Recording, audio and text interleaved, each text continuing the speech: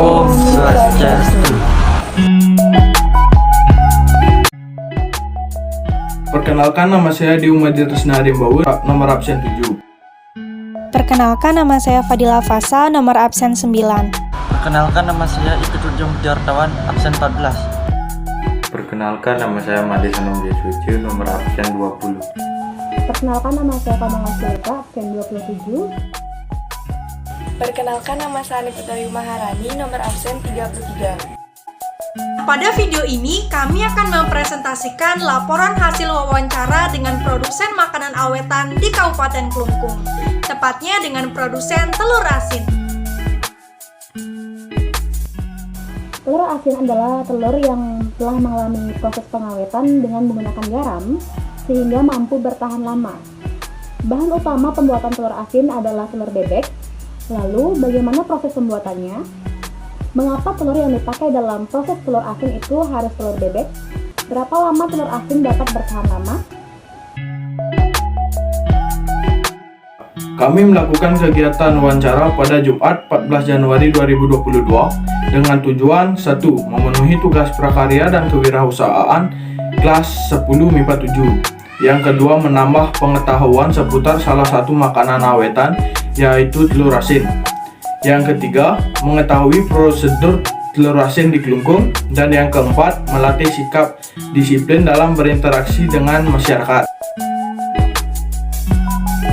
Yang menjadi narasumber kami ialah seorang wanita bernama Iketut Saryani yang merupakan produsen telur asin pemilik usaha dagang Sugioka. Tepatnya yang berlokasi di persimpangan Lepang Takmu, Kecamatan Banjarangkan, Kabupaten Klungkung, Bali. Hasil wawancara. Yang pertama, kami mendapatkan 11 jawaban dari 11 pertanyaan yang kami sediakan. Yang kedua, kami mendapatkan beberapa dokumentasi berupa foto yang dapat menjadi bukti bahwa kami benar-benar melakukan wawancara. Yang ketiga, format yang kami gunakan dalam laporan ini ialah Q dan A. Q kami maksudkan sebagai question atau pertanyaan yang kami ajukan, dan A sebagai answer atau jawaban dari narasumber. Telur apa yang menjadi bahan baku pembuatan telur asin di usaha dagang ini? Mengapa menggunakan telur tersebut?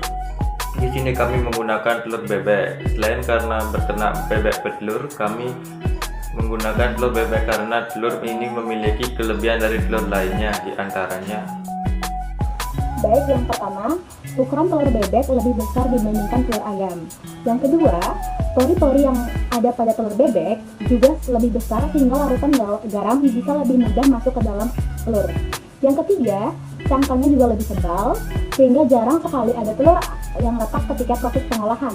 Lalu yang keempat, kuning telur bebek lebih gurih dan juga lezat dibanding telur ayam.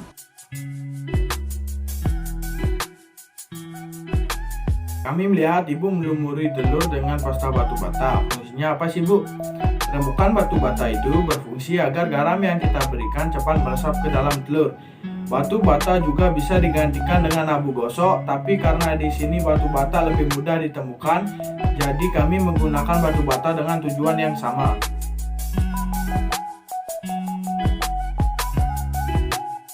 Berapa harga per butir telur asin? Dan lalu teknik pemasarannya seperti apa? Kami jual 3.000 per butirnya, dijual ke warung-warung atau ke pasar. Jika ada konsumen langsung datang kemari untuk membeli, kami juga persilakan. Apakah usaha daerah Sugioka dapat menciptakan lapangan pekerjaan bagi masyarakat sekitar?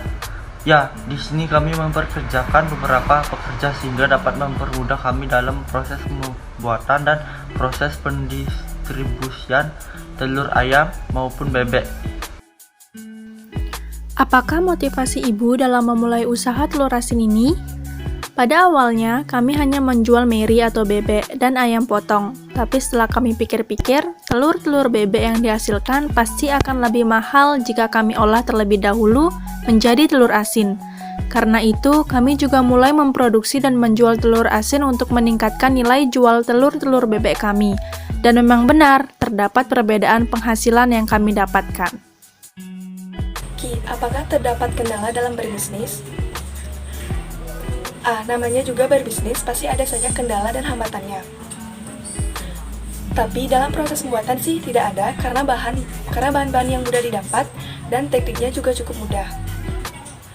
Tantangannya datang dari pemasaran, karena kan di Klungkung tidak hanya kami yang menjual memproduksi telur asin, ada juga di Takmum dan di Tojan.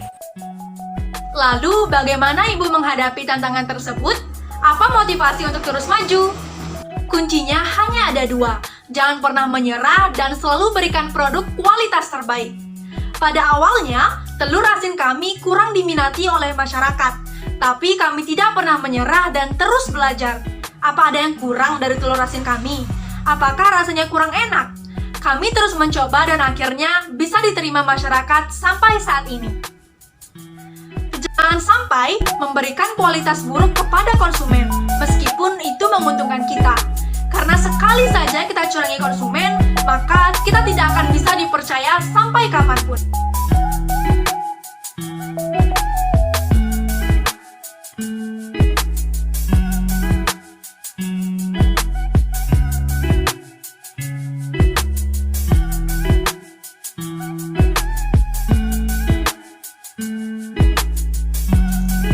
Sekian yang dapat kami sampaikan. Apabila ada kekurangan dan kesalahan, mohon dimaafkan dan terima kasih.